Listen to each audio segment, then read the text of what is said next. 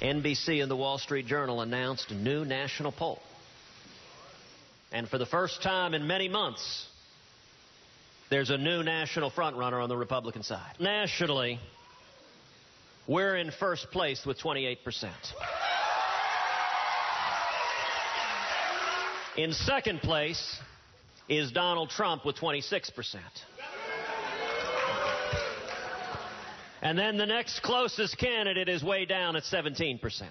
So the sound you're hearing is the sound of screams coming from Washington, D.C. Actually, the sounds that Mark Halperin I'm hearing, the sounds of 1,000 pollsters scratching their heads simultaneously. You have a Quinnipiac poll that came out yesterday showing Trump ahead by over 20 points. You have a Reuters poll that I think has Trump up by 25 points. We just showed you the USA Today poll that has Trump up by 15, 16, 17 points. To say this NBC News Wall Street Journal poll is an outlier is a very, very liberal use of the term outlier. Let me ask you this question. Do you know anybody that actually believes this poll? Let's talk about polling for a second. Look, the NBC News Wall Street Journal poll is a good poll. It's very methodologically sound.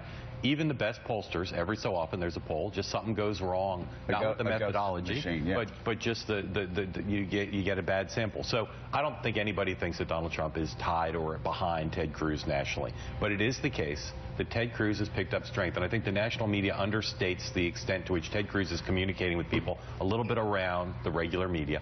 You think about who's left the race: Scott Walker, Bobby Jindal, Rick Perry, Mike Huckabee, Rick Santorum, Rand Paul. Those guys all out of the race. A lot of that vote is going to go to Ted Cruz. And so he has moved up nationally, but he is not ahead or behind or even with Donald Trump nationally. I don't think there's any question about that. Mike Barnicle, it looks as if either the NBC News Wall Street Journal poll or Quinnipiac, USA Today, and these other, and Reuters, who have him up by 20, 25 points.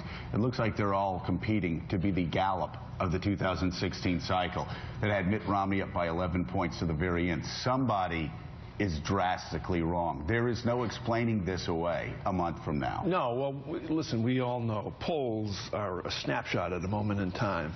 The rest of the polls, other than the NBC Wall Street Journal polls, though, are landscape portraits of what's going on the Republican side, keeping Trump up there. The most interesting aspect of these polls, at least to me, is that all of them, when they rank the candidates, portend in the future, I don't know whether it's the immediate future or 4 or 5 years down the road, the breakup of a political party. You can see the establishment wing of the Republican Party sort of sliding away from large elements of the rest of the party. Now, the populists have taken over the party. Yeah. Just no doubt about it.